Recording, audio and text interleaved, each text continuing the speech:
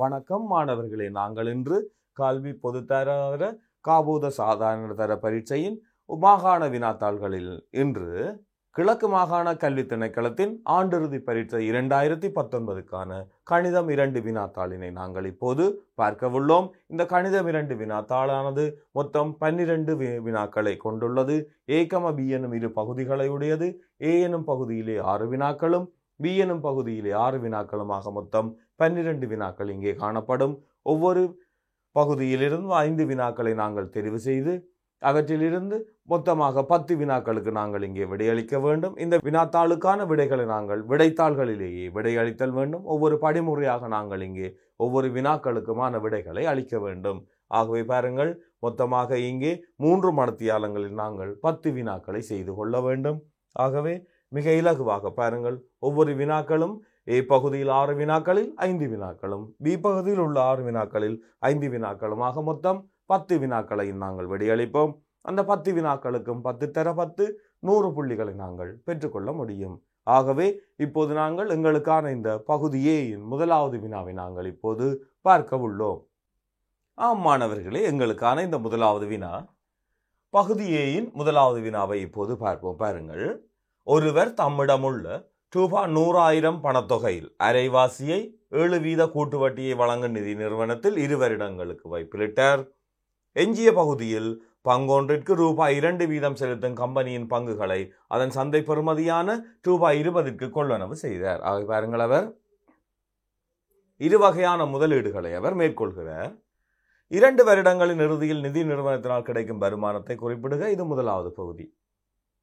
இரண்டாவது, கம்பெனியில் வாங்கிய பங்குகளின் எண்ணிக்கை யாது? மூன்றாவது, 2 வருடங்களில் கம்பெனிக்கு கிடைக்கும் இலாபத்தை காண்க. 4வது பகுதி, இம்முதலீடுகளுள் இலாபகரமான முதலீடு எதுவென காரணங்களுடன் குறிப்பிடுக. ஆகவே பாருங்கள், இப்போது நாங்கள் இந்த முதலாவது வினாவை ஒவ்வொரு பகுதியாக நாங்கள் பார்ப்போம்.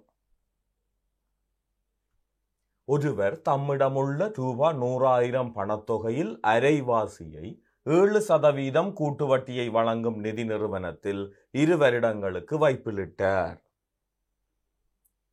2 வருடங்களின் இறுதியில் நிதி நிறுவனத்தில் கிடைக்கும் வருமானத்தை குறிப்பிடுக. பாருங்கள், அரைவாசி. ஆகவே பாருங்கள், நிதி நிறுவனத்தில் முதலீடு 100,000 அரைவாசி ரூபாய் 50,000. அதிலே பாருங்கள் 7% கூட்டு வட்டியை வழங்கும் அந்த நிதி நிறுவனம். ஆகவே பாருங்கள், 2 வருடங்களின் இறுதியில் 2 வருடங்களின் இறுதியில் பாருங்கள், மிக இலகுவாக அவர் 50,000 வைப்பிலிட்டுள்ளார்.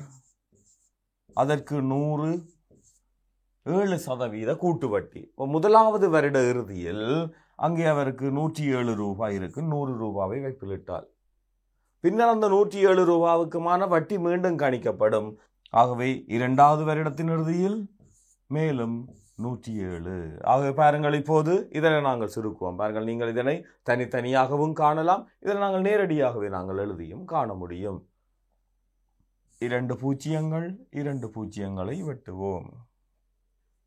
இப்போது 107 தர 107 தர 5. பாருங்கள், மிக இலகுவாக 107 5 பெருக்கினால் 7 35, 3 மீதி. 0 0 3 1 5. இதனை மீண்டும் 107 பெருக்குவோம். 7 5 35, 3 மீதி. 7 3 21, 3 24, 2 மீதி. 7 5 35, 2 37. 0 0 0 5 5 3 5 என்ற வகையில் நாங்கள் காணலாம். 5 4 12, 1 மீதி. 7 5. அப்ப பாருங்கள், ரூபாய் 57,245 ரூபாய் அவரது 2 வருடங்களின் இறுதியில் அவரது கணக்கில் இருக்கும். பாருங்கள், அடுத்து எஞ்சிய பகுதியில் பங்கொன்றிற்கு ரூபாய் 2% செலுத்தும் கம்பெனியின் பங்குகளை சந்தை பெறுமதியான ரூபாய் 20க்கு கொள்வனவு செய்தார். கம்பெனியில் வாங்கிய பங்குகளின் எண்ணிக்கை ரூபாய் 20 படி கொள்வனவு செய்கிறார். ரூபாய் 50,000க்கு அப்ப வாங்கிய பங்குகளின் எண்ணிக்கை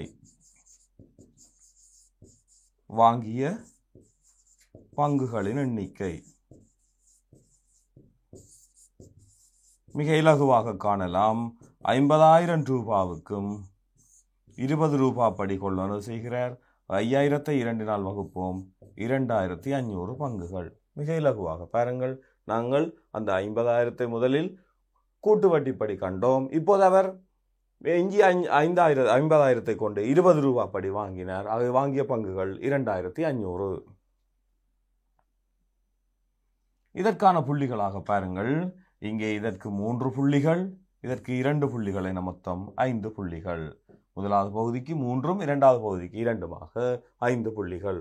மூன்றாவது பகுதிக்கு நாங்கள் செல்லுவோம். 2 வருடங்களில் கம்பெனிகளுக்கு கிடைக்கும் இலாபத்தை காண்க. அப்ப 2 வருடங்களில் கிடைக்கும் இலாபம். கம்பெனியில் பாருங்கள், ஒரு பங்கிற்கு 2 ரூபாய் ஒரு வருடம் செலுத்தும். ஆகவே 2,500 பங்குகள் வாங்கி இருக்கிறார்.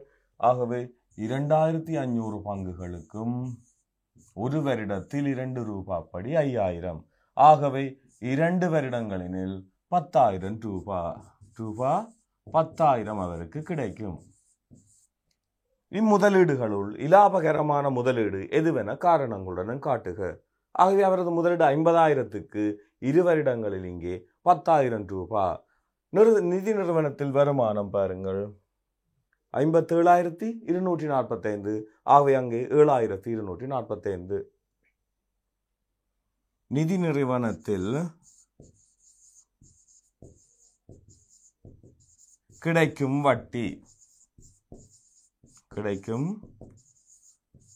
வட்டி இந்த 57,245 ரூபாவில் இருந்து 50,000 கழித்தோமெனில் அங்கே 7,245 ரூபாய் கிடைக்கும். ஆனால் கம்பெனியில் வருமானம் 10,000 ரூபாய். கம்பெனியில்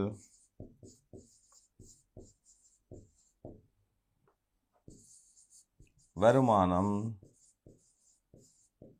ரூபாய் 10,000. ஆகவே பாருங்கள், இந்த 10,000 பெரிது.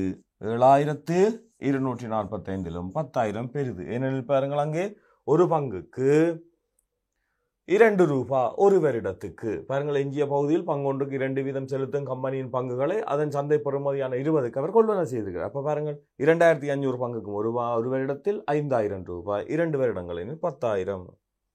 ஆகவே இலாபகரமான முதலீடு கம்பெனி முதலீடு இலாபகரமானது. பாருங்கள், மிக இலகுவாக நாங்கள் முதலில் அந்த கூட்டு வட்டியை கண்டோம், பின்னர் பங்கு லாபத்தை கண்டோம். இப்போது அவை இரண்டினையும் ஒப்பிட்டு கம்பெனியில் முதலீடு இலாபம் என்ற முடிவுக்கு வந்துள்ளோம். இங்கே பாருங்கள், இந்த கம்பெனியில் வருமானத்தை காண்பதற்கு 2 புள்ளிகள். அடுத்து பார்ப்போம். இங்கே நிறுவனத்தில் கிடைக்கும் வட்டியை காண்பதற்கு 1 புள்ளி, இங்கே தொடர்பினை எழுதுவதற்கு 1 புள்ளி, இலாபம் தான் என்று கூறுவதற்கு 1 புள்ளியாக மொத்தம் 3 புள்ளிகள். முதல் 2 பகுதிகளுக்கும் 5, அடுத்த 2 பகுதிகளுக்கும் 5 மொத்தம் 10 புள்ளிகள். ஆகவே மாணவர்களை, நாங்கள் இப்போது அடுத்த வினா, 2வது வினாவை பார்ப்போம். 2வது வினா பாருங்கள், இருபடி சார்பின் வரைவு தொடர்பான ஒரு வினா. y = x1 முழுவதன் வர்க்கம் -2 எனும் சார்பின் வரைவை வரைவதற்கு தயாரிக்கப்பட்ட பூரணமற்ற பெருமான அட்டவணை கீழே தரப்பட்டுள்ளது. இந்த அட்டவணையின் இடைவெளிகளை நிரப்புக. 2வது பகுதி x அச்சின் வழியேயும் y அச்சின் வழியேயும் 10 சிறிய பிரிப்புகளை ஓரலகு என கொண்டு மேற்படி சார்பின் வரைவை வரைக. b பகுதியில் 3 பகுதிகள் உண்டு. வரைவின் சமச்சீரச்சின் சமன்பாட்டை எழுதுக. இழிவு புள்ளியின் ஆள்கூறுகளை எழுதுக. சார்பு மறை பெருமானமாக அதிகரிக்கும் எக்ஸின் பெருமான வீச்சை குறிப்பிடுக. ஆகவே பாருங்கள், இவற்றினை ஒவ்வொன்றாக நாங்கள் அடுத்து பார்ப்போம். பாருங்கள், இங்கே y = x1 முழுவதன் வர்க்கம் -2 எனும் சார்பின் வரைவை வரைவதற்கு தயாரிக்கப்பட்ட பூரணமற்ற பெருமான அட்டவணை கீழே தரப்பட்டுள்ளது. அதிலே பாருங்கள், எக்ஸின் பெருமானங்கள் மறை 2லிருந்து நேர் 4 வரையும் உள்ளதுக்கு ஒத்த வையின் பெருமானங்கள் இங்கே தரப்பட்டுள்ளன. மறை 2 எனின் 7, மறை 1க்கு எங்களுக்கு பெருமானம் தெரியாது. 0 எனில் மறை 1, 2க்கு மறை 1, 3க்கு 2, 4க்கு 7. நாங்கள் இப்போது இந்த மறை ஒன்றுக்கும் ஒன்றுக்குமான பெருமானங்களை காண உள்ளோம். பாருங்கள்,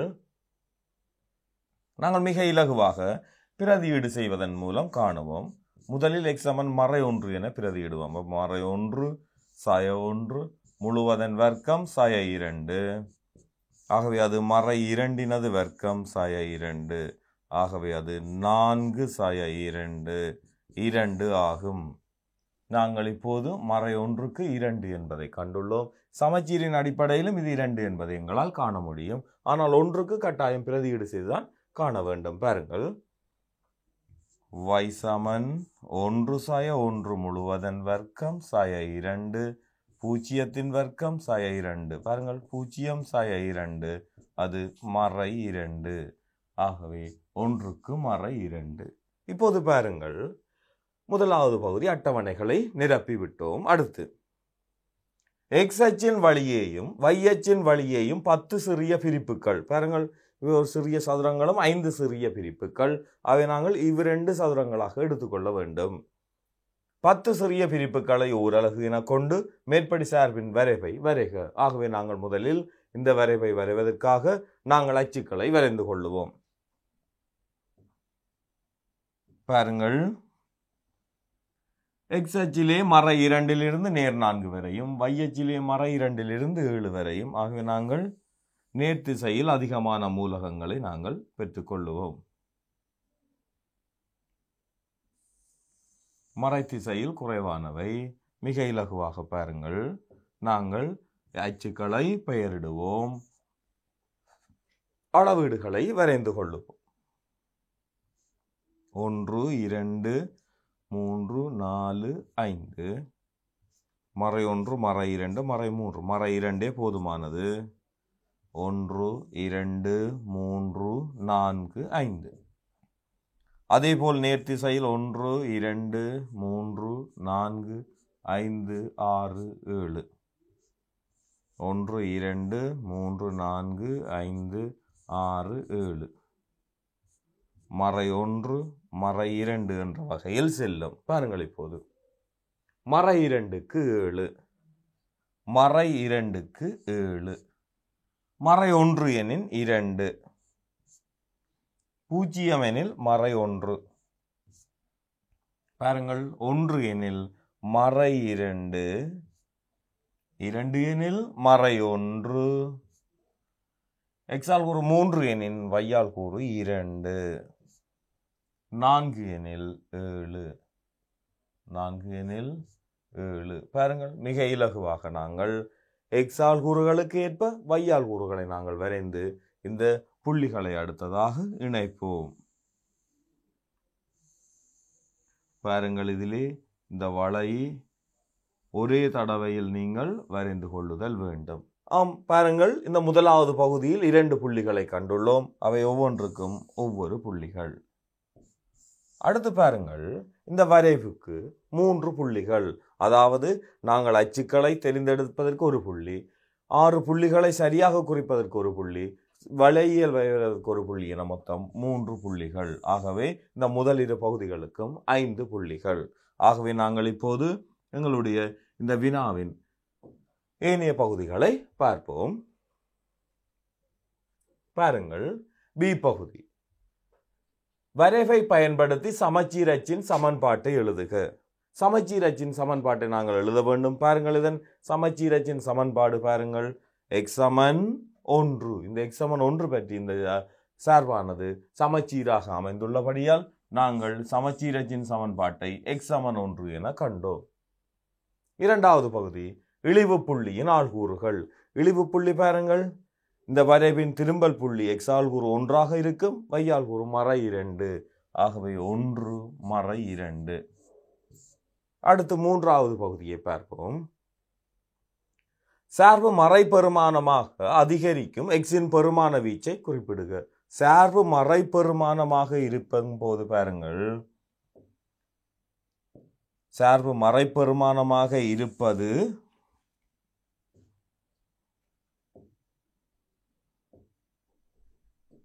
பாருங்கள் மாணவர்களே, சார்பு மறை பெருமானமாக இருப்பது இந்த x அச்சுக்கு கீழே உள்ள பகுதியாகும். ஆகவே பாருங்கள், அதிலே மறைபெருமானமாக இருப்பது இந்த பகுதியில். ஆனால் எங்களுக்கு மறைபெருமானமாக அதிகரிக்கும் வீச்சு தேவை. அதிகரிக்கும் என்பது பாருங்கள், இந்த மறைபெருமானமாக இந்த இழிவு புள்ளி வரையும் அது குறைந்து கொண்டு செல்கிறது. இந்த இழிவு புள்ளியில் இருந்து இந்த 2 எனும் புள்ளி வரையும் தான் அந்த சார்பு அதிகரிக்கின்றது. இந்த வீச்சில் தான் சார்பு மறையாக அதிகரிக்கின்றது. அதாவது இது 2.4, இது சரியாக 1, இது 2.4 இடையில் தான் சரியாக அது மறையாக அதிகரிக்கின்றது. அப்ப பாருங்கள், சார்பின் இந்த வீச்சு 1, இங்கே 2, இது 2.5 ஆகையால் 2.4 வரை. அப்போ 1க்கும் 2.4 இடையில் தான் சார்பு மறையாக அதிகரிக்கின்றது. மிக இலகுவாக நாங்கள் இப்போது மறையாக இருப்பதை கண்டோம். பின்னர் மறையாக அதிகரிக்கும் வீச்சை இப்போது கண்டுள்ளோம். இதற்கான புள்ளிகளாக மாணவர்களை பாருங்கள். முதலாவது சமச்சீரச்சின் சமன்பாட்டுக்கு 1 புள்ளி, இழிவு புள்ளியின் ஆள்கூறுகளுக்கு 2 புள்ளி, இங்கே 2 வீச்சுக்களுக்கும் 2 புள்ளியாக மொத்தம் 5 புள்ளிகள். இது எங்களுக்கான 2வது வினா. அடுத்து நாங்கள் 3வது வினாவை பார்ப்போம்.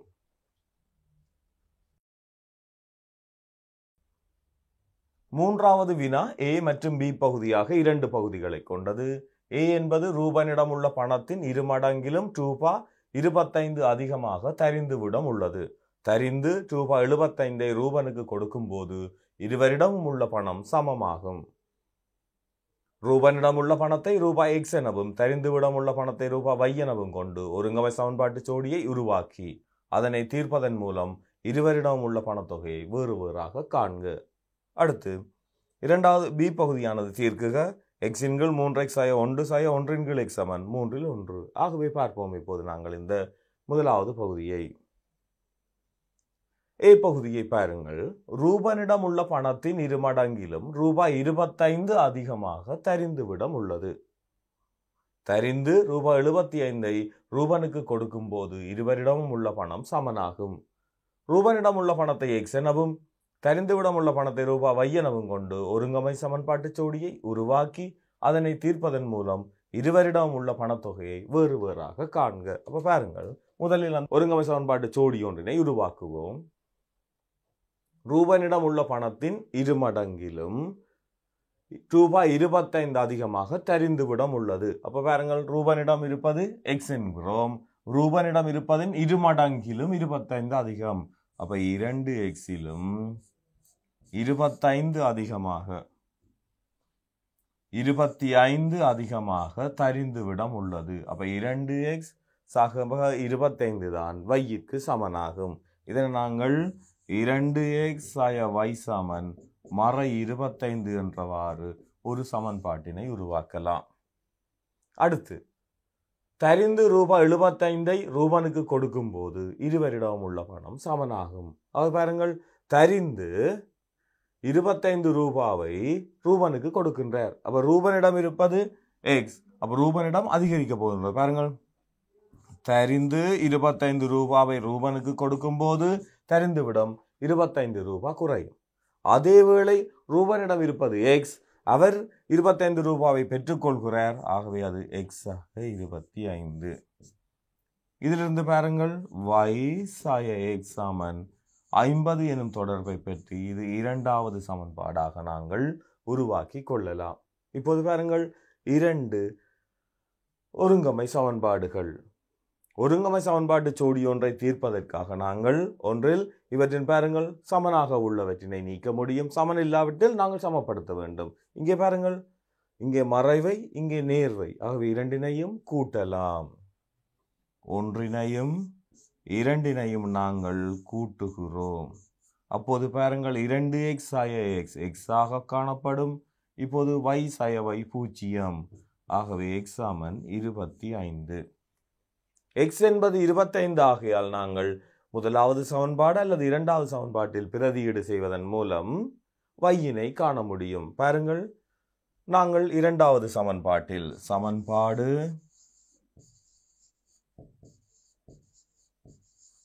2 x சமன் 25 பிரதியிட பாருங்கள் 2 மடங்கு 25 சாய வைதான் மறை 25ற்கு சமனாகும். ஆக பாருங்கள் இது 50 சாய வைதான் மறை 25. அப்ப சாய வை சமன் மறை 25 சாய 50. ஆக பாருங்கள் சாய வை சமன் சாய 75. இருபுறமும் மறையை நீக்க வை சமன் 75 என பெற்றுள்ளோம். ஆகவே பாருங்கள் இப்போது நாங்கள் எக்ஸையும் கண்டுள்ளோம் வையையும் கண்டுள்ளோம். ஆனால் நாங்கள் எக்ஸ் எனவும் வை எனவும் எடுத்தது ரூபனிடம் உள்ளது தெரிந்திடம் உள்ள பணம். ஆகவே பாருங்கள் ரூபனிடம் உள்ள பணம்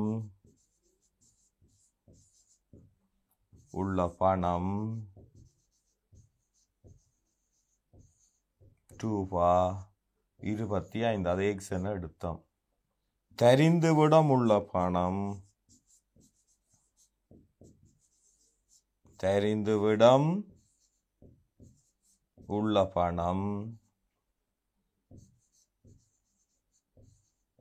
ரூ.75. பாருங்கள் மிக இலகுவாக நாங்கள் ரூபனிடமும் தெரிந்திடமும் உள்ள பணத்தொகையை தனித்தனியே கண்டுள்ளோம். ஆகவே ஏ பகுதிக்குரிய விடைகளை நாங்கள் கண்டுள்ளோம். இவற்றுக்குரிய புள்ளிகளை நாங்கள் பார்ப்போம். இங்கே ஒவ்வொரு சமன்பாட்டுக்கும் ஒவ்வொரு புள்ளிகள், அவை 2 புள்ளிகள். அடுத்து இந்த சமன்பாட்டை தீர்த்து எக்ஸை காண்பதற்கு இங்கே 2 புள்ளி. அடுத்து இப்போது பாருங்கள் இங்கே நாங்கள் சுருக்கி பிரதியீடு செய்து நாங்கள் வையை காண்பதற்கு 2 புள்ளி, மொத்தமாக 6. பின்னர் ரூபனிடம் உள்ள பணத்தையும் தெரிந்துவிடம் உள்ள பணத்தையும் தனித்தனியே குறிப்பதற்கு 1 புள்ளியாக மொத்தம் 7 புள்ளிகள் இந்த ஏ பகுதிக்கு. அடுத்து இதனுடைய பி பகுதி வினாக்களை நாங்கள் அடுத்து பார்ப்போம். பி பகுதி வினாவுக்கு செல்லுவோம். மூன்றாவது வினாவின் பி பகுதி பாருங்கள். தீர்க்குக எக்ஸின் கீழ் 3x சாய 1 சாய 1 கீழ் x சமன் 3 அவை இதொரு அச்சர கணித பின்னங்களை கொண்ட கோவை. நாங்கள் இப்போது பாருங்கள் பொமசியாக நாங்கள் எடுத்து இது ஒரு சமன்பாட்டு வடிவில் உள்ளதை சுருக்குவோம். பாருங்கள் எக்ஸுக்கு 3x சாய 1க்குமான பொமசி x 3x சாய 1. ஆகவே இதிலிருந்து பாருங்கள் பகுதியின் 3x சாய 1 நாங்கள் பொமசி காண்பதற்காக எக்ஸால் பெருக்கிற வழியால் தொகுதியையும் எக்ஸினாலும் இங்கே இதன் பகுதி எக்ஸாக உள்ளது. ஆகவே நாங்கள் பகுதியை நாங்கள் 3x பெருக்கி உள்ளோம். தொகுதியையும் 3 சாய எக்ஸினால் 3x சாய 1 பெருக்குவோம். அது சமன் 3 ஆகவே இப்போது பாருங்கள் நாங்கள் இதனை சுருக்க உள்ளோம். x வர்க்கம் சாய 3x சக 3 சமன் இங்கே சுருக்குவோம். பாருங்கள் x 3x சாய 1 கீழ் 3 இருபுறமும் 3 பெருக்கும் போது பாருங்கள் 3 மடங்கு x வர்க்கம் சாய 3x சக 3 தான் 3x வர்க்கம் சாய xக்கு சமனாகும். அடைப்பை நீக்குகிறோம். அடுத்து பாருங்கள் இங்கேயும் நாங்கள் அடைப்பை நீக்கினால் 3x வர்க்கம் சாய 9x சக 9 சமன் 3x வர்க்கம் சாய x. ஒரு புறமாக நாங்கள் இங்கே கொண்டு வருவோம். பாருங்கள் 3x வர்க்கம் சாய 9x சாய 3x வர்க்கம் சக x சமன் மறை 9. இந்த 9 அங்கால் கொண்டு போகிறோம். 3x வர்க்கத்தை நீக்கினால் இங்கே பாருங்கள் மறை 8x வந்து மறை 9ற்கு சமன். ஆகவே 8ஐ காண மறை 8ஆல் இருபுறமும் வகுப்போம்.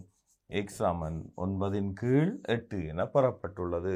மிக இலகுவாக நாங்கள் இப்போது பொமசி கண்டு அதனை சுருக்கி விடையினை பெற்றுள்ளோம். பாருங்கள் x 3x சாய 1 பொமசி ஆதலால் நாங்கள் தொகுதியையும் பகுதியையும் நாங்கள் பெருக்கி பின்னர் அடுத்த பகுதியில் உள்ளவற்றினை தொகுதிக்கு கொண்டு செல்வதற்கு இருபுறமும் பெருக்கி நாங்கள் சுருக்கி இப்போது x சமன் 9 கீழ் 8 என்ற வகையில் பெற்றுக்கொண்டுள்ளோம்.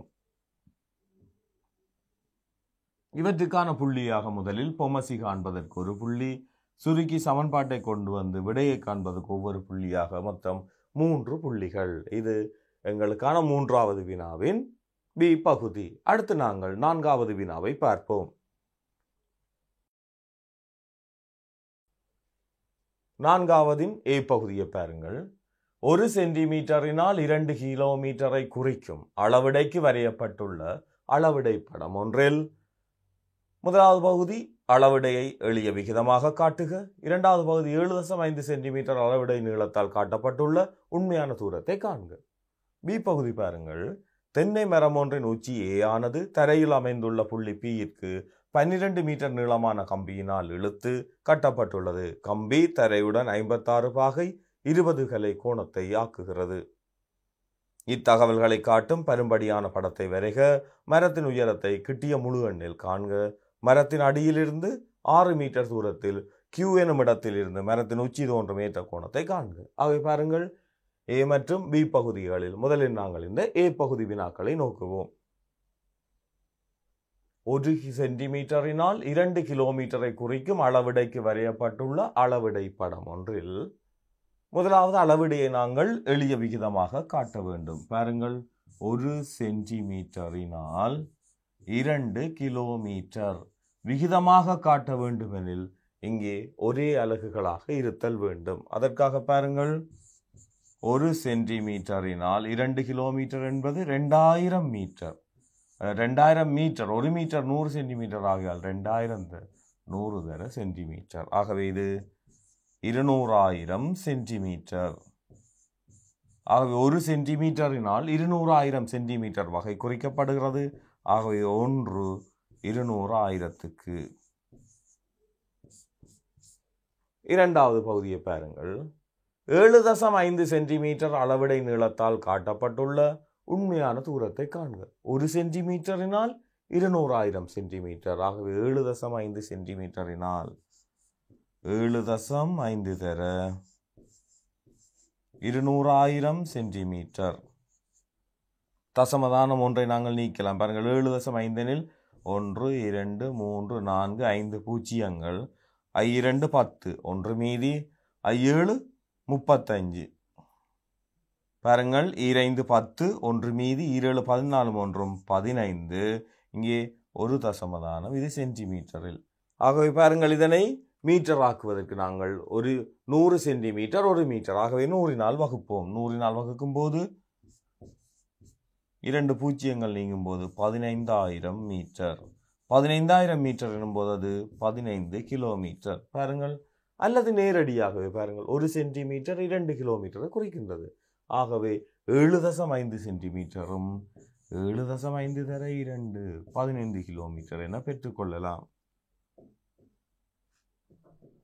ஆகவே பாருங்கள், நாங்கள் எங்களுடைய முதலாவது பகுதி நாங்கள் அளவிடையை விகிதமாக எழுதினோம். அதற்கு 2 புள்ளிகள். அடுத்து பின்னர் நாங்கள் கிலோமீட்டரில் கண்டோம் அது உண்மை நீளத்தை. அதற்கும் 2 புள்ளிகள். மொத்தமாக எங்களுக்கு முதலாவது பகுதிக்கு 4 புள்ளிகள். ஆகவே இதன் பி பகுதியை அடுத்து நோக்குவோம். இங்கே பாருங்கள், தென்னை மரம் ஒன்றின் உச்சி ஏ ஆனது தரையில் அமைந்துள்ள புள்ளி பிக்கு 12 மீட்டர் நீளமான கம்பியினால் இழுத்து கட்டப்பட்டுள்ளது. கம்பி தரையுடன் 56 பாகை 20 கலை கோணத்தை உருவாக்குகிறது. இத்தகவல்களை காட்டும் பரும்படியான படத்தை வரைக. மரத்தின் உயரத்தை கிட்டிய முழு எண்ணில் காண்க. பாருங்கள், முதலில் பரும்படியான ஒரு படத்தை வரைவோம். அதற்காக பாருங்கள், தென்னை மரம் ஒன்றின் உச்சி ஏ ஆனது. அப்ப தென்னை மரத்தை முதலில் கீறுகிறோம். பாருங்கள், கீறுவோம். அதன் உச்சி ஏ ஆனது தரையுடன் ஒரு கம்பியினால் இழுத்து கட்டப்பட்டுள்ளது. தரையுடன் ஒரு கம்பியினால் இழுத்து கட்டப்பட்டுள்ளது. பாருங்கள், தென்னை மரம் ஒன்றின் உச்சி ஏ ஆனது தரையில் அமைந்துள்ள புள்ளி பிக்கு 12 மீட்டர் நீளமான கம்பியினால் இழுத்து கட்டப்பட்டுள்ளது. தென்னை மரமானது கிடைத்தரையிலிருந்து செங்கோணம், அதாவது செங்குத்தாக இருக்கும். கம்பி தரையுடன் 56 பாகை 20 கலை கோணத்தை அமைக்கிறது. 56 பாகை 20 கலை கோணத்தை அமைக்கிறது. பாருங்கள், மிக இலகுவாக நாங்கள் இதனை குறித்துள்ளோம். அடுத்து இத்தகவல்களை காட்டும் பரும்படி படத்தை நாங்கள் வரைந்துள்ளோம். அடுத்து பாருங்கள், மரத்தின் உயரத்தை கிட்டிய முழு எண்ணில் காண்க. மரத்தின் உயரத்தை நாங்கள் காண வேண்டும். அதை ஒரு H என எடுத்துக்கொள்ளுவோம். இந்த 56 பாகை 20 கலைக்குரிய எதிர்ப்பக்கம் H. இந்த செங்கோணத்துக்கு எதிராக இருக்கும் பக்கம் செம்பக்கம். ஆதலால் எதிர்ப்பக்கத்துக்கும் செம்பக்கத்துக்கும் இடையிலான தொடர்பு சைன். அதை பாருங்கள், இங்கே சைன் 56 பாகை 20 கலை 56 பாகை 20 கலை எதிர்பக்கம் எச்சின் கீழ் செம்பக்கம் 12. இப்போது சைன் 56 பாகை 20 கலையை நாங்கள் காண்போம். பாருங்கள், சைனுக்குரிய அட்டவணையில் 56 பாகை 20 கலையினை நாங்கள் காண்போம். பாருங்க, 56 பாகை 20 கலை 0.8323 0.8323 0.8323 அதுதான் எச்சின் கீழ் 12ற்கு சமன். எச்சினை காண்பதற்கு நாங்கள் 12 பெருக்க வேண்டும். எச்சமன் பாருங்கள் 0.8323 தர 12. ஆகவே பாருங்கள், மிக இலகுவாக நாங்கள் பெற்றுக்கொள்ள முடியும். 12 பெருக்குவோம். 12ஆம் பயன்பாடு எல்லோருக்கும் தெரியும். 12 36 3 மீதி 12 24 3 27 2 மீதி 12 36 2 38 3 மீதி 18 96 3 99. ஆகவே இங்கே 4 தசமதானங்கள் 9.98776 என வருகிறது. கிட்டிய முழு எண்ணில் அது 10 மீட்டர். ஆகவே அதன் உயரம் 10 மீட்டர் ஆகும். ஆகவே பாருங்கள், நாங்கள் எங்களுடைய முதலாவது ஏ பகுதியில் அளவிடையை விகிதமாக காட்டுவதற்கு 4 புள்ளிகளை வழங்கி இருக்கிறோம். அடுத்த இவ்விரண்டு பகுதிகளுக்கும் புள்ளிகளாக பாருங்கள், இந்த படத்தினை வரைந்து அளவீடுகளை குறிப்பதற்கு 2 புள்ளிகள். பாருங்கள், இப்போது இந்த சைன் 56 பாகை 20 கலைக்கு கண்டு நாங்கள் இது கிட்டிய முழு எண்ணுக்கு காண்பதற்கு 2 புள்ளிகளாக மொத்தம் இங்கே 4 புள்ளிகள். ஆகவே இதன் 3வது பகுதிக்கு செல்லுவோம். பாருங்கள், மரத்தின் அடியிலிருந்து 6 மீட்டர் தூரத்தில் Q என்னும் இடத்திலிருந்து மரத்தின் உச்சி தோன்றும் ஏற்ற கோணத்தை காண்க. அது பாருங்கள், இப்போது நாங்கள் தென்னை மரத்தின் உயரத்தை 10 மீட்டர் என கண்டுள்ளோம். கம்பியானது இழுத்து கட்டப்பட்டுள்ளது 56 பாகையில். இங்கே 10 மீட்டர். நாங்கள் இப்போது பாருங்கள், மரத்தின் அடியிலிருந்து 6 மீட்டர் தூரத்தில் ஒரு புள்ளியை எடுப்போம். அதிலிருந்து மரத்தின் உச்சியின் தோன்றும் ஏற்ற கோணம். அதை பாருங்கள், இதனை மரத்தின் உச்சி தோன்றும் ஏற்ற கோணமானதை நாங்கள் காண வேண்டும். இப்போது மரத்தின் உயரம் 10 மீட்டர் ஏற்கனவே கண்டுள்ளோம். இந்த ஏற்ற கோணத்தை நாங்கள் எடுத்துக்கொள்ளுவோம் ஒரு தீட்டா என. அவை பாருங்கள், இப்போது எதிர்பக்கம் அயற்பக்கங்களுக்கு இடையிலான தொடர்பு. ஆகவே நாங்கள் தான்செனை பயன்படுத்துவோம். tan தீட்டாவானது எதிர்பக்கம் 10 கீழ் அயற்பக்கம் 6 என்பதால் தரப்படும். எதிர்பக்கத்தின் கீழ் அயற்பக்கம். அதை பாருங்கள், இப்போது tan தீட்டாவானது 10 6 வகுப்போம். 6 1 6 மீதி 4 40 6 6 36 மீதி 4 40 6 6 36 என்ற வகையில் செல்கிறது. ஆகவே 1.6667 என நாங்கள் எழுதி கொள்ளலாம். பாருங்கள், இப்போது இந்த tan தீட்டாவின் பெறுமதியை நாங்கள் டான்சன் அட்டவணையில் பார்க்கும்போது எங்களுக்கு இந்த தீட்டாவின் பெருமானத்தை காண முடியும். tan தீட்டா சமன் tan 1.666 இங்கே உண்டு என பார்ப்போம். பாருங்கள், இது டான்சன் அட்டவணையில் 1.666. பாருங்கள், 1.67 உள்ளது. 6643 அது 43 உள்ளதெனில் இங்கே 6667 வேணும் எங்களுக்கு. அது 17 17 மேலும் 23 17 மேலும் 24 24 23 தான் உண்டு 2 கலையில். அவை பாருங்கள், 59 பாகை 2 கலை 59 பாகை 2 கலை 59 பாகை 2 கலையில் உண்டு. tan 59 பாகை 2 கலையில் உண்டு. அவை பாருங்கள், மிக இலகுவாக இந்த தீட்டா இந்த கோணம் 59 பாகை 2 கலை. அவை பாருங்கள், தான்சன் அட்டவணையை பயன்படுத்தி இந்த மரத்தின் அடியிலிருந்து 6 மீட்டர் தூரத்தில் உள்ள புள்ளியை Q எனும் புள்ளியில் இருந்து இந்த ஏற்ற கோணத்தை கண்டுள்ளோம். அது தீட்டா. அந்த கோணம் 59/2 கலை ஆகும். ஆகவே இந்த பகுதிக்கும் எங்களுக்கு 2 புள்ளிகள் வழங்கப்படும். மொத்தமாக பாருங்கள் 10 புள்ளிகள் நாங்கள் இந்த வினாவுக்கான புள்ளிகளாக. அடுத்து நாங்கள் 5வது வினாவுக்கு செல்லுவோம். 5வது வினாவை பாருங்கள். ஆடை உற்பத்தி நிறுவனம் ஒன்றில் பணிபுரியும் ஊழியர்களினால் நாளொன்றில் தைக்கப்பட்ட ஆடைகளின் எண்ணிக்கை பின்வருமாறு அமைகின்றது. ஆடைகளின் எண்ணிக்கை, ஊழியர்களின் எண்ணிக்கை. ஆடைகளின் எண்ணிக்கை 8 தொடக்கம் 10, 11 தொடக்கம் 13, 14 தொடக்கம் 16, 17 தொடக்கம் 19 என்றவாறு செல்கிறது. ஊழியர்களின் எண்ணிக்கை 5, 8, 15 என்றவாறு செல்கிறது. முதலாவது பகுதி ஆகார வகுப்பை எழுதுக. ஆகார வகுப்பின் நடுப்பெருமானத்தை எடுகொண்ட இடையாக கொண்டு ஊழியர்களின் நாளொன்றில் தைக்கப்பட்ட ஆடைகளின் இடையை காண்க. அடுத்து ஒரு மாதத்தில் தைக்க முடியும் என எதிர்பார்க்கக்கூடிய ஆடைகளின் எண்ணிக்கையை காண்க. பாருங்கள், மிக இலகுவாக நாங்கள் இப்போது முதலில் இந்த எடுகொண்ட இடையை பயன்படுத்தி இடையினை காண்போம். பாருங்கள், முதலில் இதன் ஆகார வகுப்பு அதிக மீடரங்களை கொண்ட வகுப்பு தான் ஆகார வகுப்பாகும். பாருங்கள், அது 14 தொடக்கம் 16 வரை இடம் பெற்றுள்ளது. அதுதான் பாருங்கள் 15 மீடரங்களை கொண்டது. அவை 14 தொடக்கம் 16 வரை. இதுதான் எங்களுக்கான ஆகார வகுப்பு. ஆகவே இதற்கு ஒரு புள்ளி. அடுத்து நாங்கள் பார்ப்போம். ஆகார வகுப்பின் நடுப்பெருமானத்தை எடுகொண்ட இடையாக கொண்டு ஊழியர்களின் நாளொன்றில் தைக்கப்பட்ட ஆடைகளின் இடையை காண்க. ஆகவே நாங்கள் இப்போது இந்த வகுப்பாயிடை மீடுரன் ஆகிய நிரல்களை நாங்கள் இங்கே கொண்டு வருதல் வேண்டும். பாருங்கள், 8 தொடக்கம் 10, 8 தொடக்கம் 10, 11 தொடக்கம் 13, 14 தொடக்கம் 16, 17 தொடக்கம் 19, 20 தொடக்கம் 22, 23 தொடக்கம் 25. பாருங்கள், 5, 8, 15, 10, 8, 4. 5, 8, 15, 10, 8, 4. ஆகவே பாருங்கள், அடுத்து நாங்கள் இதனை ஆகார வகுப்பின் நடுப்பெருமானத்தை எடுகொண்ட இடையாக எடுக்க வேண்டும். ஆகவே நாங்கள் அடுத்து நடுப்பெருமானத்தை காணுவோம்.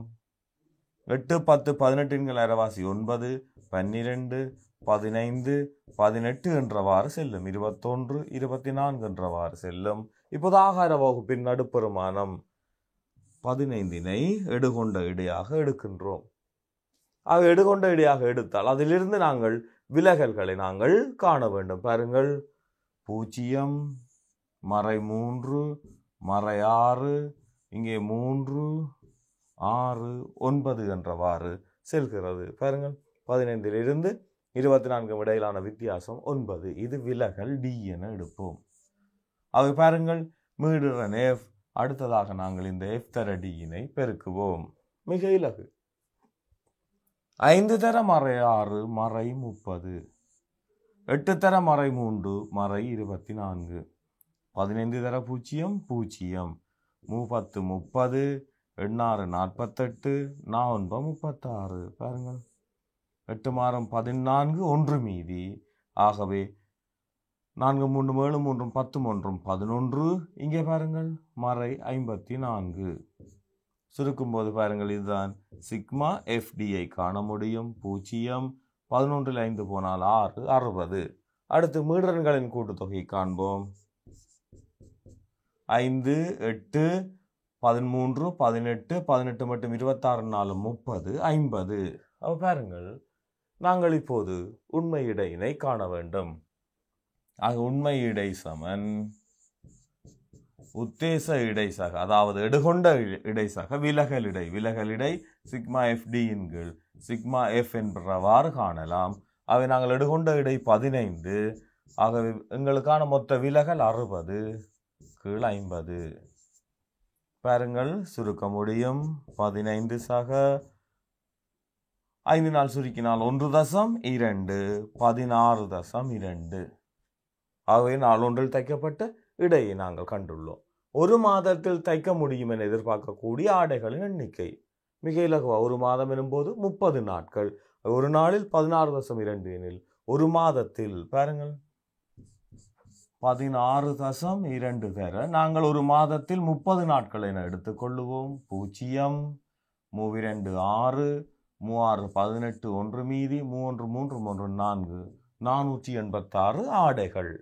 ஆக இவற்றுக்கான புள்ளிகளை நாங்கள் அடுத்து பார்ப்போம். பாருங்கள், நடுப்பெருமானத்தை காண்பதற்கு ஒரு புள்ளி, விலகலுக்கு ஒரு புள்ளி, எஃப்டி காண்பதற்கு 2 புள்ளிகள், சிக்மா எஃப்டி காண ஒரு புள்ளியாக மொத்தம் 5 புள்ளிகள். அடுத்து இங்கே இந்த சமன்பாட்டில் பிரதியிடுவதற்கு ஒரு புள்ளி, அடுத்து விடையை காண்பதற்கு ஒரு புள்ளி, மொத்தம் 5 2 7 புள்ளிகள். அடுத்து பாருங்கள், நாங்கள் இங்கே 16.2 தர 30 என பெருக்கி விடையை பெறுவதற்கு 2.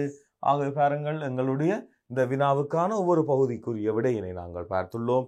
நாங்கள் எடுகொண்ட இடையை பயன்படுத்தி சுருக்கி இப்போது நாங்கள் இடையை கண்டு ஒரு மாதத்தில் தைக்கக்கூடிய ஆடைகளின் எண்ணிக்கையையும் கண்டிருக்கிறோம்.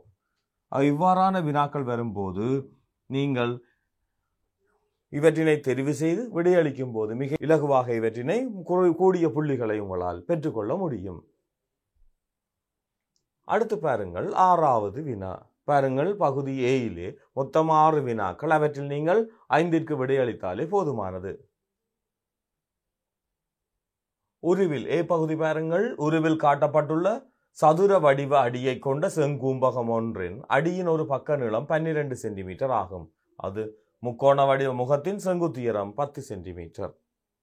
முதலாவது பகுதி முக்கோணி வடிவ முகத்தின் ஒரு முகத்தின் பரப்பளவை காண்க. கூம்பகத்தின் மொத்த வளைமேற்பரப்பளவை காண்க. அடுத்து பி பகுதி மடக்கை அட்டவணையை பயன்படுத்தி சுருக்கி விடையை கிட்டிய இரு தசமதானங்களுக்கு திருத்தமாக தருக என இங்கே 2.475 வர்க்கம் தர 0.624 16.58 வகுப்பது தொடர்பான இந்த மடக்கை அட்டவணைகளை பயன்படுத்துவதை சுருக்குவதற்கான ஒரு வினா தரப்பட்டுள்ளது. இப்போது நாங்கள் இதன் ஏ பகுதிக்கு செல்லுவோம். உருவில் காட்டப்பட்டுள்ள சதுர வடிவ அடியை கொண்ட செங்கூம்பகம் ஒன்றின் அடியின் ஒரு பக்க நீளம் 12 சென்டிமீட்டர். முக்கோண வடிவ முகத்தின் செங்குத்து உயரம், முக்கோண வடிவ முகத்தின் இந்த செங்குத்து உயரம் 10 சென்டிமீட்டர். ஆகவே பாருங்கள், இப்போது முக்கோணி வடிவ ஒரு முகத்தின் பரப்பளவை காண்க. முக்கோண வடிவ ஒரு முகத்தின் பரப்பளவு பாருங்கள், அரை தர அதன் அடி 12 சதுர அடிதான் முக்கோணையின் அடியாக இருக்கும். அதன் செங்குத்து உயரம் 10 ஈர் 1 ஈர் 6 12 6 10 60 சதுர சென்டிமீட்டர்.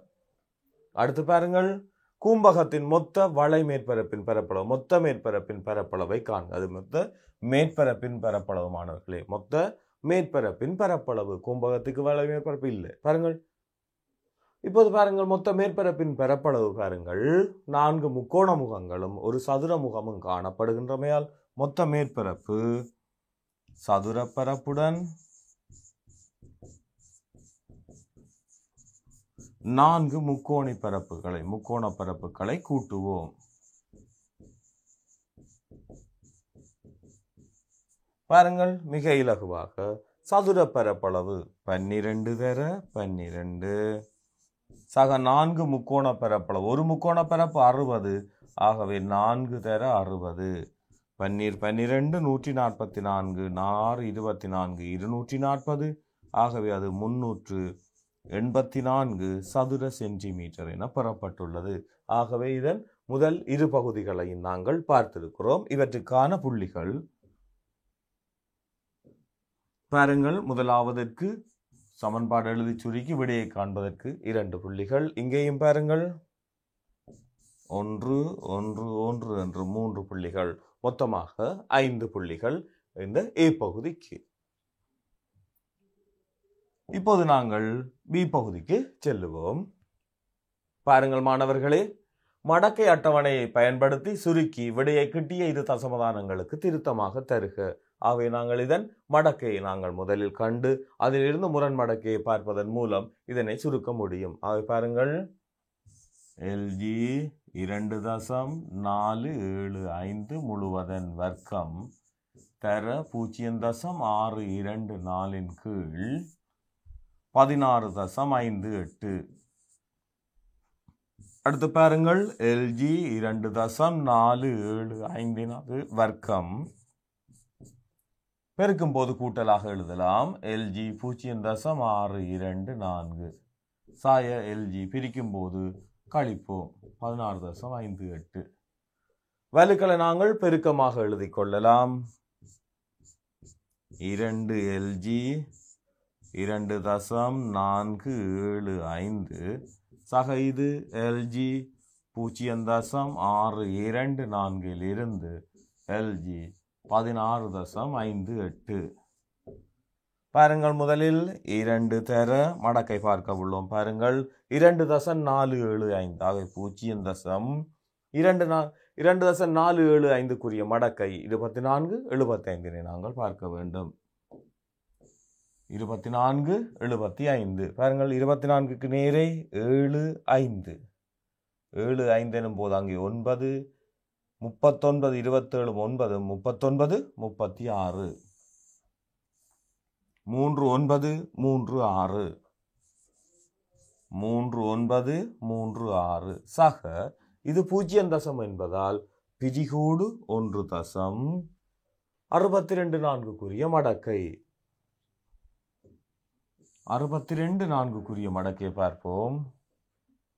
62.4க்கு 7592 7592 பாருங்கள், 7592 சாய 16 தசம் எனும் போது 1 தசம் 1658க்கு மடக்கையை பார்ப்போம்.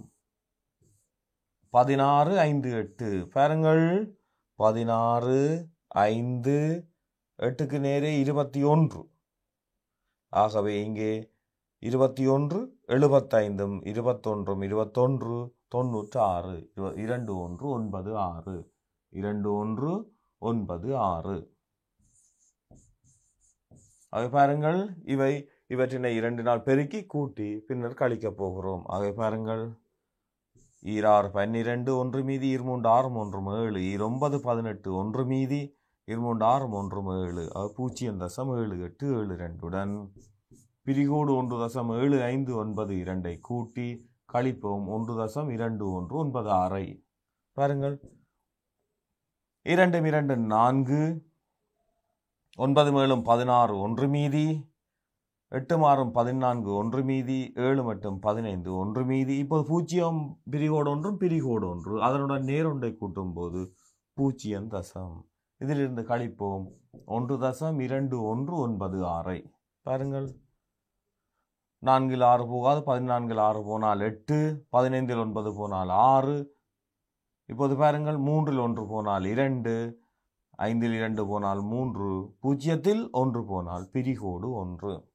அடுத்து நாங்கள் இதற்குரிய முரண்மடக்கையை பார்த்தோம் எனில், முரண்மடக்கை பிரிகோடு 1.3268. அவை பாருங்கள், 3268 முரண்மடக்கை 3268. பாருங்கள், 3263 உள்ளது. 21க்கு நேரே 21 2 3 21 2 3 21 2 3.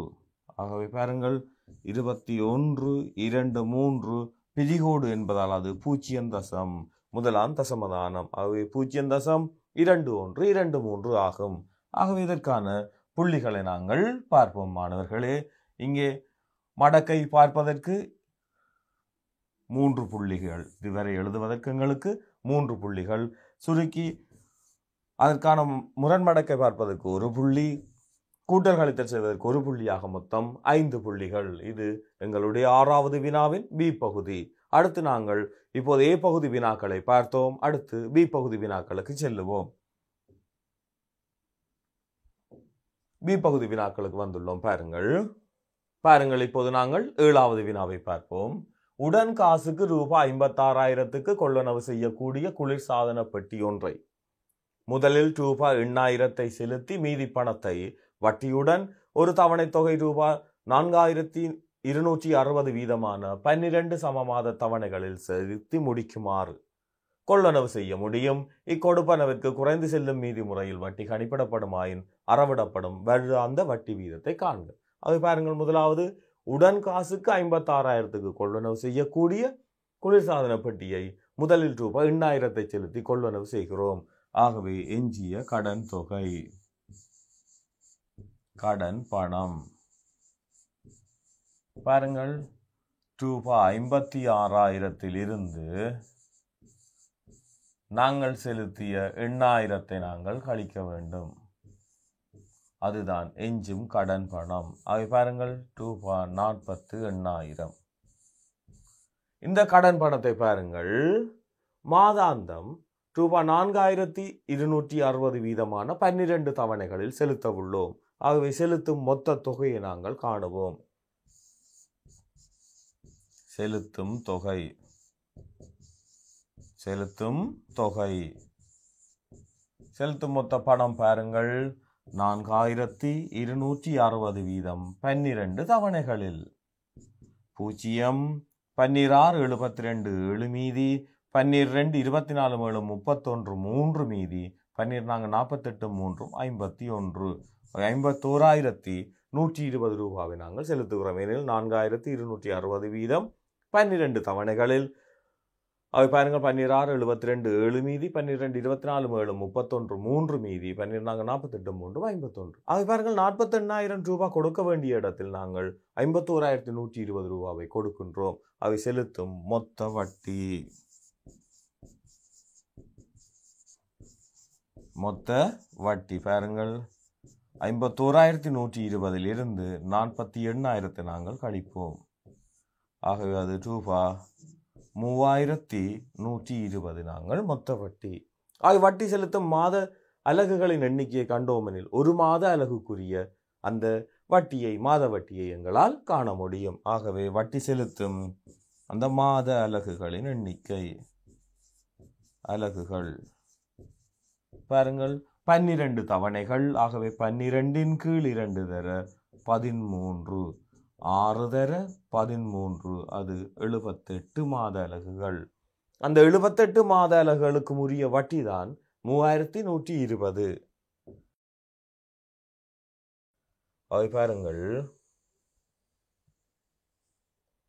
78 மாத அலகுகளுக்கு உரிய வட்டி நான் 3,120. ஆகவே மாத அலகொன்றுக்கான வட்டி, மாத அலகொன்றுக்கான வட்டி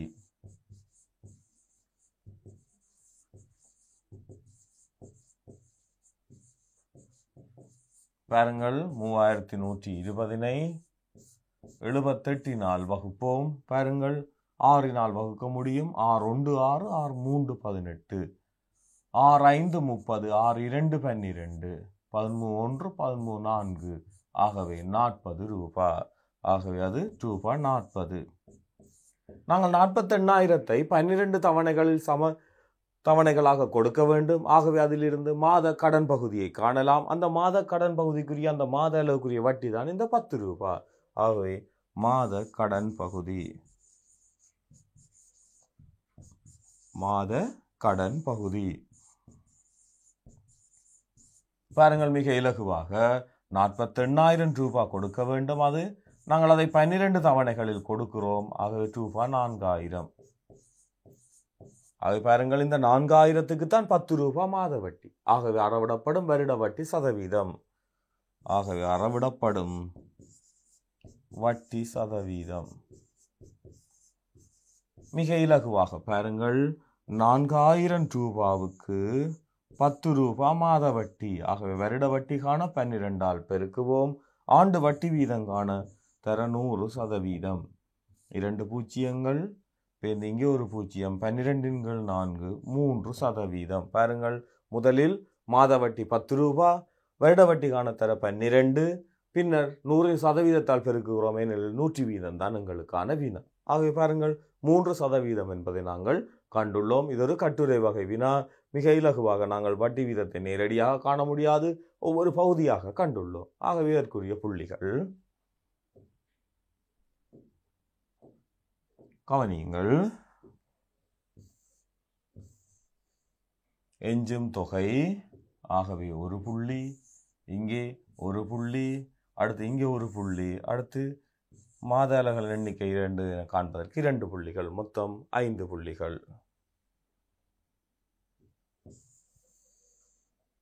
அடுத்து பாருங்கள், மாத அலகு ஒன்றுக்கு வட்டி காண்பதற்கு 2 புள்ளி, மாதம் ஒன்றுக்கான கடன் தொகையை காண்பதற்கு 1 புள்ளி, அடுத்து வட்டி பெருக்கத்துக்கு 1 புள்ளி, சதவீதம் காண 2 புள்ளி என மொத்தம் 10 புள்ளிகள். ஆகவே மாணவர்களை நாங்கள் ஒவ்வொன்றாக நாங்கள் இதற்கு பகுதி பகுதியாக புள்ளிகளை பெற முடியும்.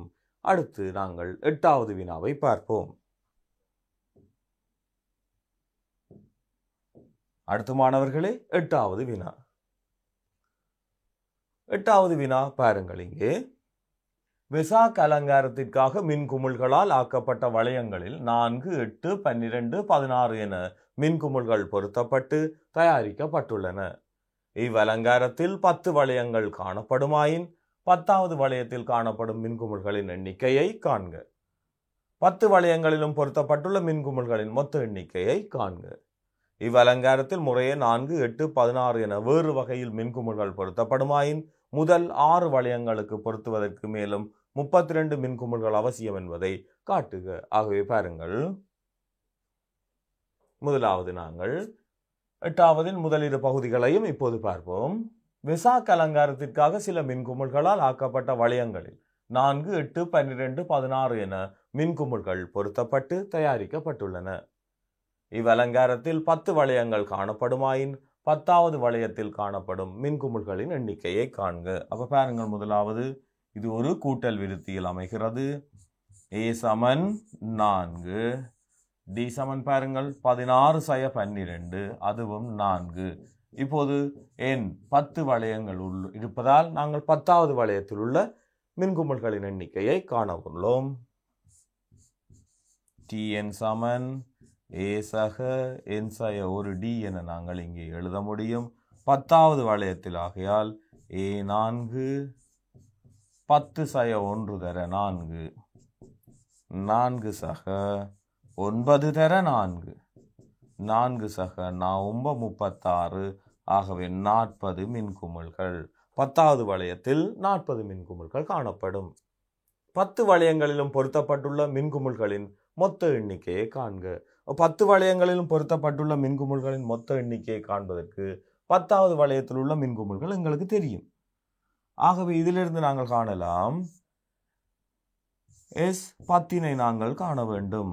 ஆகவே பாருங்கள், இதற்காக நாங்கள் Sn சமன் n கீழ் 2 A சக L எனும் தொடர்பை பயன்படுத்தலாம். ஏனெனில் இந்த 10வது உறுப்பு எங்களுக்கு தெரியுமாகையால். அப்ப பாருங்கள், S10 10 கீழ் 2 A4 L இறுதி உறுப்பு 40. ஆகவே பாருங்கள், இப்போது 5 தர 44, I4 20, 2 மீதி I4 20 22, 220 மின்குமிழ்கள்.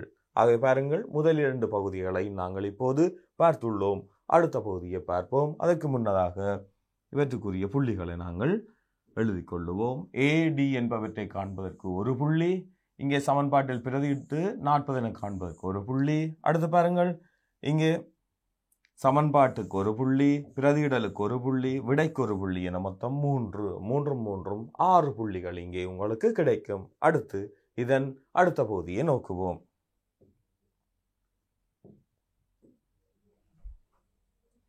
பாருங்கள், இவ்வலங்காரத்தில் முறையே 4, 8, 16 என வேறு வகையில் மின்குமிழ்கள் பொருத்தப்படுமாயின் முதல் 6 வளையங்களுக்கு பொருத்துவதற்காக மேலும் 32 மின்குமிழ்கள் அவசியம் என்பதை காட்டுக.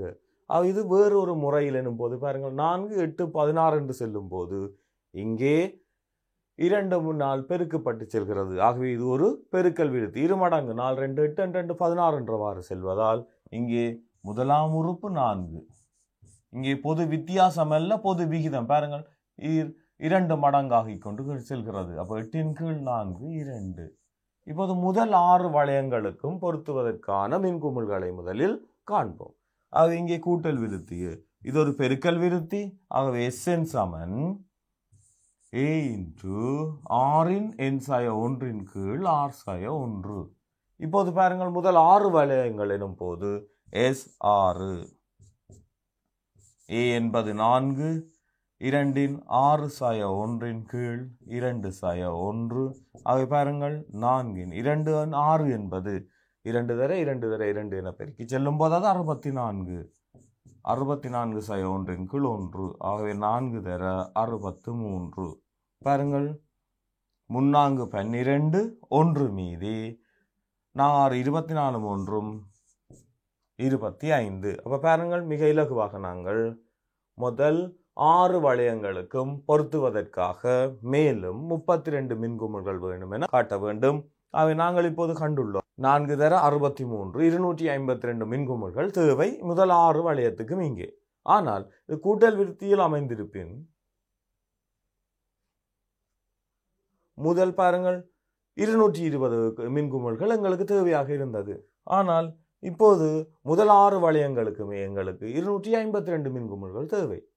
அவை பாருங்கள் 252 அந்த முதல் 6 வளையங்களுக்கும். ஆனால் எங்களுக்கு ஏற்கனவே அந்த 10 வளையங்களுக்கும் 220 மின்குமிழ்கள் தான் தேவையாக இருந்தது.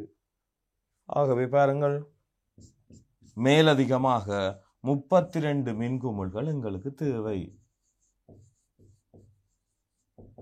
பாருங்கள் நாங்கள் இதற்கு 252 மின்குமிழ்கள் ஏற்கனவே அங்கே 220 மின்குமிழ்கள் ஆதலால் மீதி 32 மேலதிகமாக எங்களுக்கு தேவையாக உள்ளது. ஆகவே பாருங்கள் இப்போது நாங்கள் பொது விகிதம் என கண்டு அதை நாங்கள் சுருக்கி விடையை காண்பதற்கு 3 புள்ளிகள் ஏஐயும் ஆரையும் கண்டு பிரதியீடு செய்து சுருக்குகிறோம். அடுத்து 252 220க்கு ஒரு புள்ளியாக மொத்தம் இந்த பகுதிக்கு 4 புள்ளிகள். இது எங்களுக்கான 8வது வினா. 9வது வினாவை பாருங்கள். 6 சென்டிமீட்டர் நீளமான ஒரு நேர்கோட்டு துண்டம் ஏபியை வரைக. அதில் பிஏபி ஆனது 60 பாகை ஆகுமாறு ஒரு நேர்கோட்டு துண்டம் ஏபியை வரைக. 2வது பகுதி ஏபியின் செங்குத்திரு சமகூராக்கியை அமைக்க. செங்குத்திரு சமகூராக்கியும் ஏபியும் இடைவெட்டும் புள்ளியை டி என பெயரிடுக. 4வது பகுதி இணைகரம் ஏபிசிடியை பூரணப்படுத்துக. ஏ பி டி ஆகிய புள்ளிகளினூடாக செல்லும் வட்டத்தை அமைக்க. சிடியானது தொடலி என்பதற்கு காரணம் காட்டுக. இது 9வது வினா. பாருங்கள் மிக இலகுவாக நாங்கள் அந்த 9வது வினாவின் முதல் 3 பகுதியையும் தற்போது செய்வோம். 6 சென்டிமீட்டர் நீளமான நேர்கோட்டு துண்டம் ஏபியை அமைக்க. ஆகவே நாங்கள் முதலில் ஒரு நேர்கோட்டு துண்டத்தினை அமைப்போம்.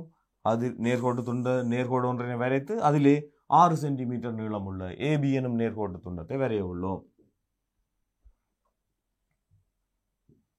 பாருங்கள் 6 சென்டிமீட்டர் நீளமுள்ள ஒரு நேர்கோட்டு துண்டத்தை வரைவதற்காக நாங்கள் நேர்விளிம்பையும் கவராயத்தையும் பயன்படுத்த போகிறோம். பாருங்கள் முதலில் 6 சென்டிமீட்டர் எடுத்துக்கொள்ளுவோம். அதை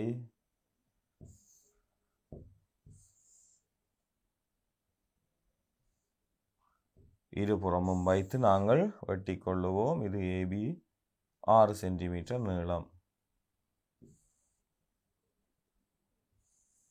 பாருங்கள் ஏபி ஆனது 6 சென்டிமீட்டர் நீளம்.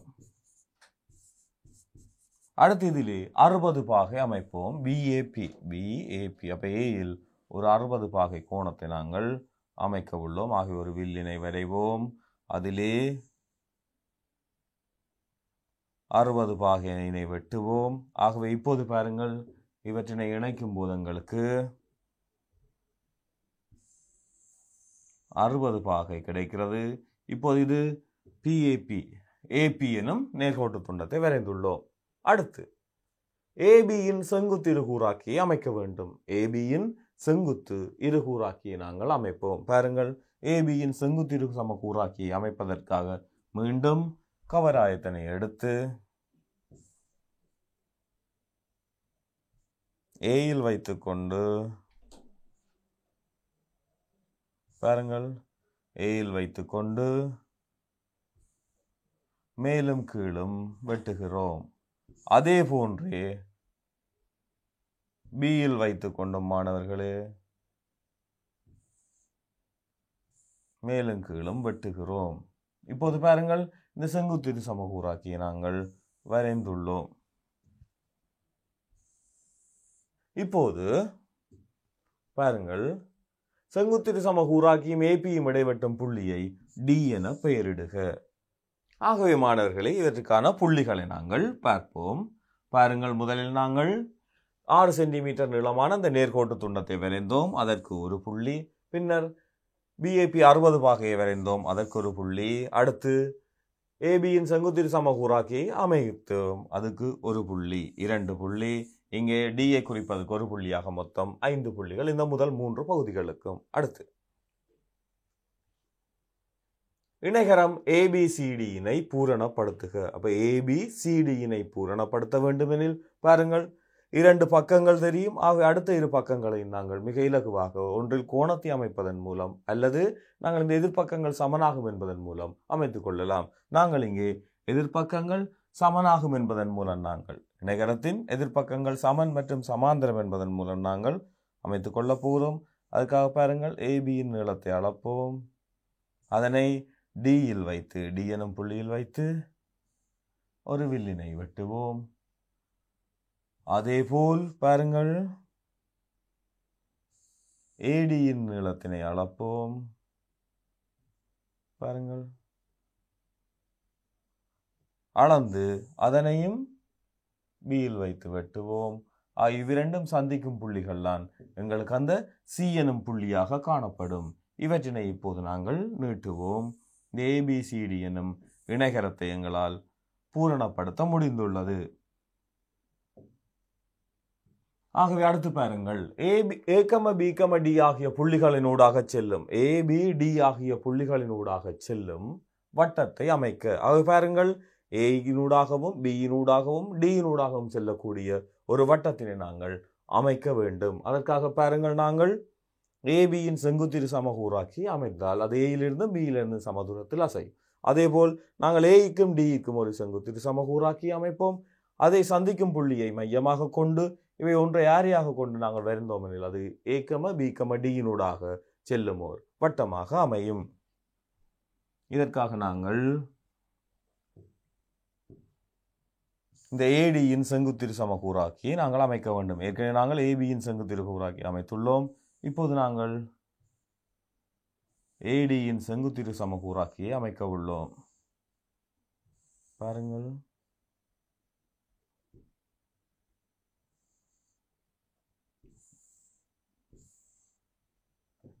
ஆகவே அவற்றினை இணைப்போம். அவற்றினை இணைக்கின்றோம் மாணவர்களை. பாருங்கள், இவை சந்திக்கும் புள்ளியை மையமாகவும் அந்த புள்ளி ஓ என எடுத்துக்கொள்ளுவோம் நாங்கள். பாருங்கள் மாணவர்களே, நாங்கள் இப்போது ஓவினை மையமாக கொண்டும் ஏபிடி எனும் புள்ளிகளோடு செல்லும் வட்டத்தினை நாங்கள் வரைந்து கொள்ள போகிறோம். அதற்காக நாங்கள் கவராயத்தினை எடுத்துக்கொள்ளுவோம்.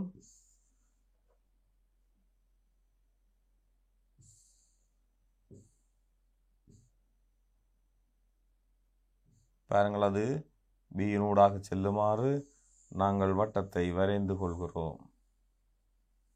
இப்போது இது ஏபிடி எனும் புள்ளிகளினூடாக செல்லும் வட்டத்தினை நாங்கள் வரைந்து விட்டோம். பாருங்கள், இப்போது சிடி என்பது தொடலியாகும். பாருங்கள், இணைகரத்தின் எதிர்பக்கங்கள் சமாந்தரம். இது 90 பாகை என்பது செங்குத்தங்களுக்கு ஏற்கனவே நாங்கள் அமைத்துள்ளோம். ஆகவே நேய கோணங்கள் சமனாகும். ஆகவே இதுவும் 90 ஆகும். ஆகவே இது ஆரை. ஆகவே ஆரையானது தொடலிக்கு செங்குத்தாகும். ஆகவே இது டியில் தொட்டு செல்வதால் டிசியானது தொடலி என்பதை நாங்கள் கூற முடியும். பாருங்கள், இதிலிருந்து ஏபியின் செங்குத்து நாங்கள் இப்போ இது எக்ஸ் என வைப்போம். பாருங்கள், ஏஎக்ஸ்டி ஆனது 90 பாகை நாங்கள் வரைந்த அமைப்பு. ஆனால் ஏபியும் டிசியும் சமாந்தரம். ஆகவே அந்த எக்ஸ்டிசியும் 90 பாகை, ஒன்று விட்ட கோணங்கள். ஆகவே டிசி ஓர் தொடலி, டிசி ஓர் தொடலி ஆகும். மிக இலகுவாக பாருங்கள், நாங்கள் இது 90 அது 90 டியில் தொட்டு செல்கிறது அங்கே. ஆகவே தொடு புள்ளியில் உள்ள ஆரைக்கு அது செங்குத்தாகையால் அது ஒரு தொடலி. பாருங்கள், மிக இலகுவாக நாங்கள் புள்ளிகளை பார்ப்போம். அடுத்து இணைகரம் ஏபிசிடியை பூரணப்படுத்துவோம். அதற்கு 2 புள்ளிகள்.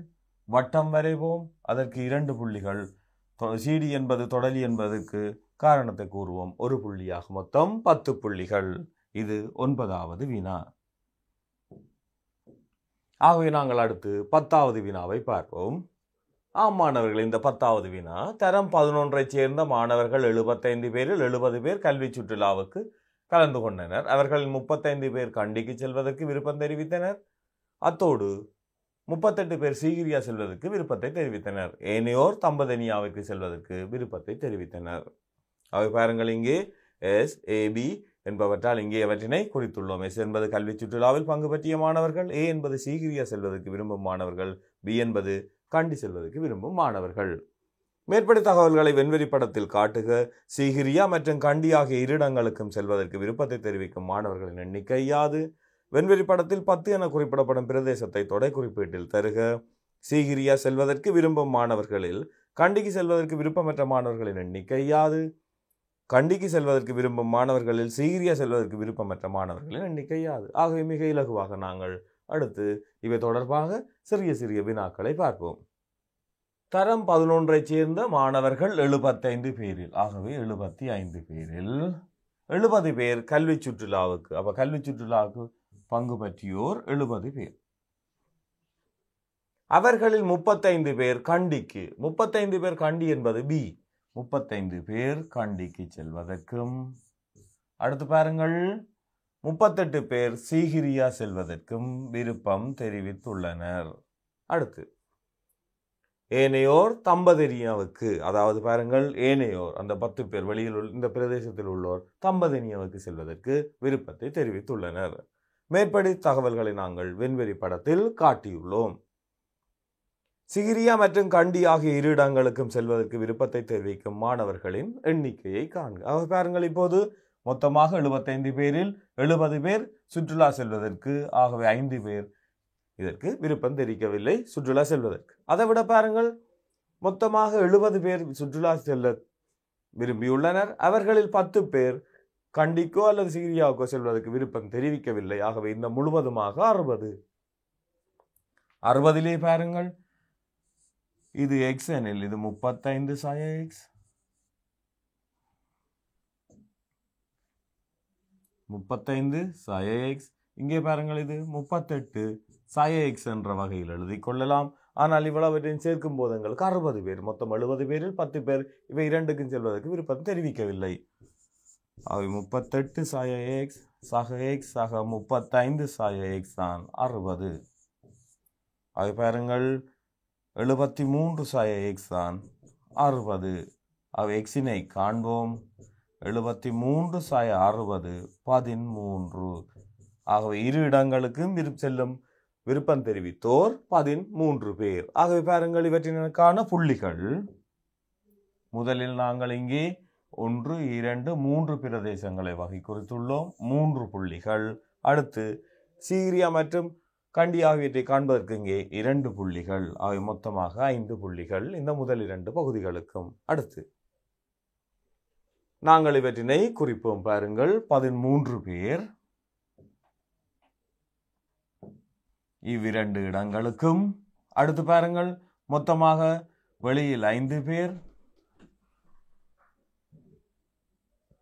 அடுத்து இங்கே 35 38 சாய 13, 38லிருந்து 13 கழித்தால் 25, 35இல் 13 போனால் 22 என்ற வகையில் நாங்கள் குறிப்போம். மொத்தமாக 75 பேர், இது 70 பேர். பாருங்கள், அந்த படத்தினை மீண்டும் நாங்கள் குறித்துள்ளோம். இப்போது பாருங்கள், வெண்வரி படத்தில் 10 என குறிப்பிடப்படும் பிரதேசத்தை தொடை குறிப்பீட்டில் தருக. வெண்வரி படத்தில் 10 என குறிப்பிடப்பட்டுள்ளது. பாருங்கள், எஸ்ஸினுள் அடங்குவதும் ஆனால் இந்த A1 பியினுள் அடங்காததும் ஆனதாகும். அவை பாருங்கள், இந்த மூன்றாவது பாருங்கள், எஸ்ஸினுள் அடங்குவதும் எஸ் இடைவிட்டு ஆனால் A1 என்பதில் முழுவதுமாக அடங்காததுமான பிரதேசம். எஸ்ஸிற்குள் வரும் ஆனால் A1 அல்லாத ஒரு பிரதேசமாக காணப்படும். 4வது, சீகிரியா செல்வதற்கு விரும்பும் மாணவர்களில் கண்டி செல்வதற்கு விருப்பமற்ற மாணவர்கள். அவை பாருங்கள், சிகிரியா கண்டி. A என்பது சீகிரியா. அப்ப பாருங்கள், A என்பது சீகிரியா, பி என்பது கண்டி. அப்ப சீகிரியா செல்ல விரும்பும் மாணவர்களில் கண்டி செல்ல விருப்பமல்லாதோர் 25 பேர். பாருங்கள், சிகிரியா செல்வதில் கண்டி செல்வோர் 13 பேர். கண்டி செல்ல விரும்பாதோர் இந்த 25 பேர். அடுத்து 5வதை பாருங்கள், கண்டிக்கு செல்வதற்கு விரும்பும் மாணவர்களில் சிகிரியா செல்வதற்கு விரும்பாதோர் 22 பேர். அதை பாருங்கள், இவற்றுக்கான புள்ளிகள்.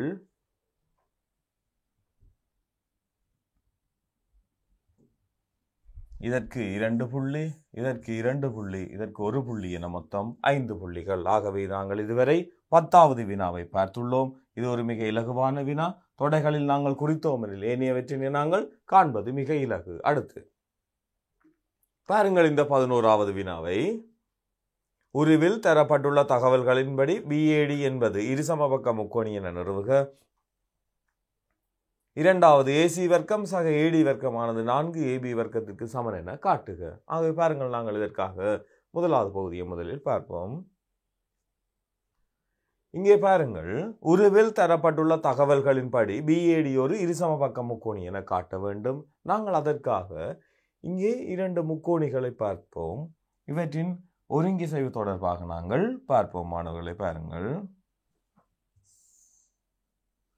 இவ்விரு முக்கோணிகளையும் எடுத்துக்கொள்ளுங்கள்.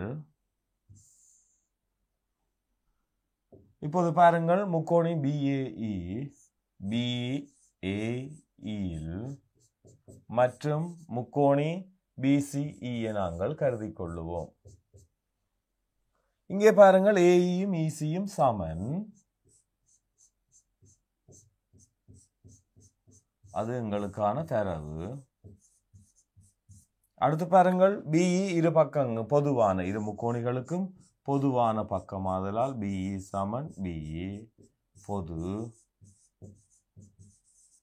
அடுத்து இது செங்கோணம் என தரப்பட்டுள்ளது. ஆகவே AEBயும் BECயும் சமன். AEBயும் BECயும் சமன். இதுவும் தரவு 90 பாகை. ஆகவே மாணவர்களை பாருங்கள், இப்போது நாங்கள் இவ்விரு முக்கோணிகளும் பக்கம் கோணம் பக்கம் எனும் வகையில் ஒருங்கிசையும். பாருங்கள், முக்கோணி AEBயும் முக்கோணி BECயும்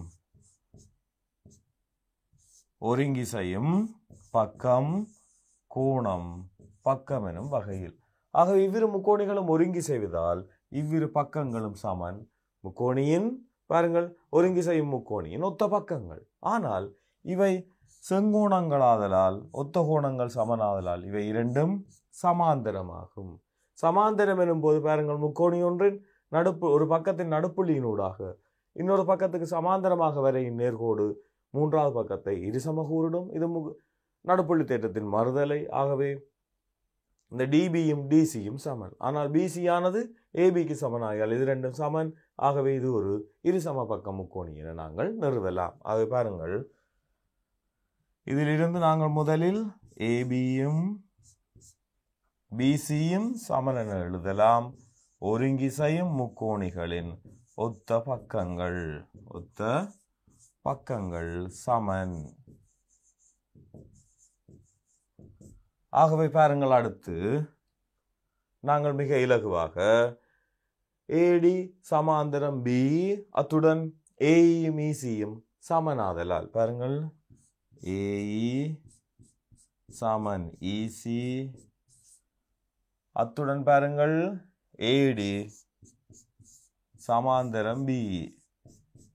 ஏனெனில் இது ரெண்டும் செங்கோணங்கள். ஆகவே ஒத்த கோணங்கள் சமன்.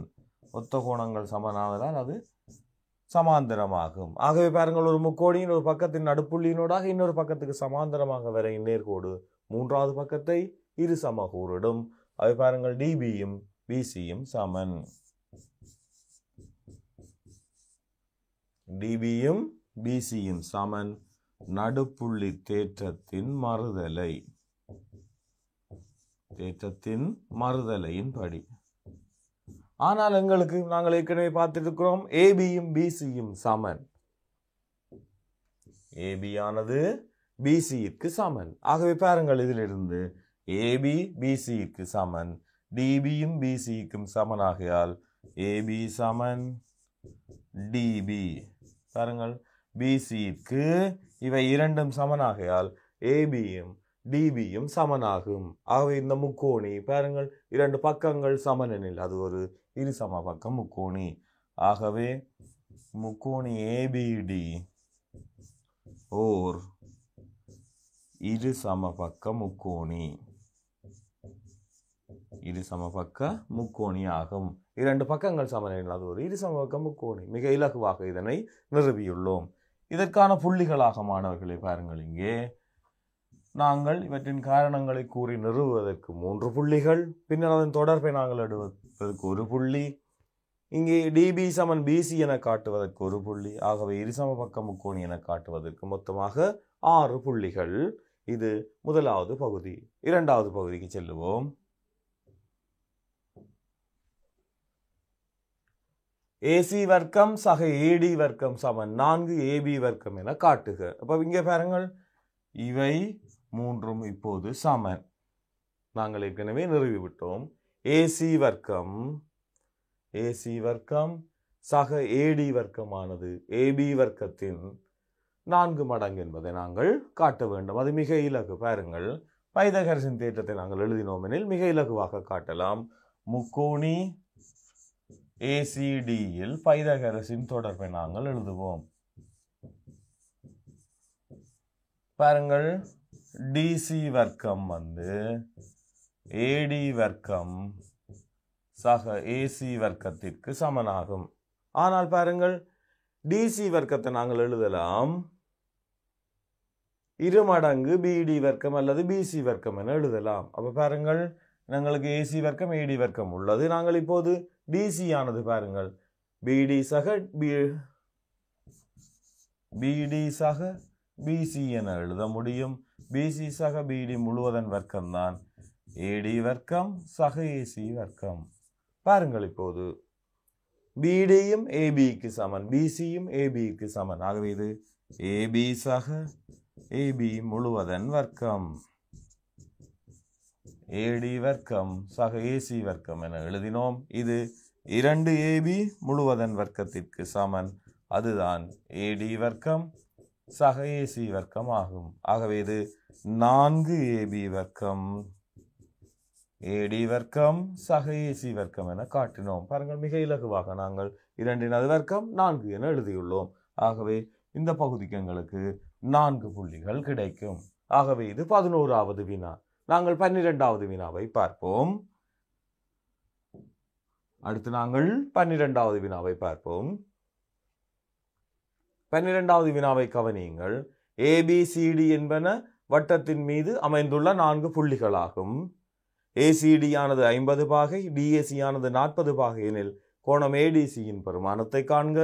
ஏசி என்பது வட்டத்தின் விட்டம் என காட்டுக. சிடி 5 சென்டிமீட்டர், ஏடி 12 சென்டிமீட்டர் ஆயின் வட்டத்தின் ஆரையை காண்க. ஏசிடி மற்றும் ஏபிடி ஆகியவற்றுக்கு இடையிலான தொடர்பினை எழுதுக. காரணம் காட்டுக. பக்கம் சிடியை இவரை நீட்டும் போது கோணம் ஏடியிற்கு சமனான கோணத்தை பெயரிடுக. ஆகவே பாருங்கள், இப்போது இந்த 5 பகுதிகளையும் மிக இலகுவாக நாங்கள் அடுத்து பார்ப்போம். முதலாவது ஏபிசிடி ஆகியன வட்டத்தின் மீது அமைந்துள்ள 4 புள்ளிகள். கோணம் ஏசிடி 50 பாகை, இது 50 பாகை. டிஏசி 40 பாகை, டிஏசி 40 பாகை.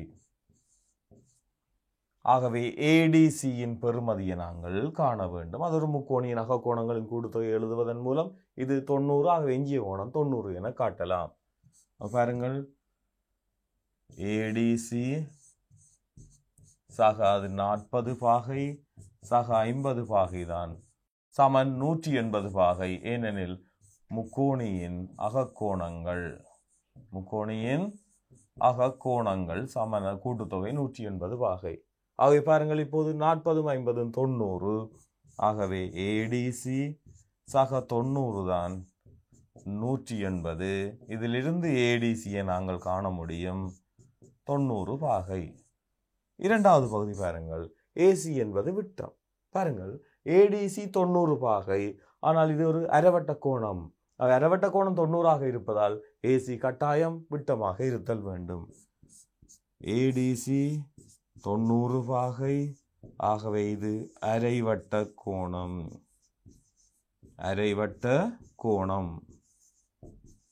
அரைவட்ட கோணம் 90.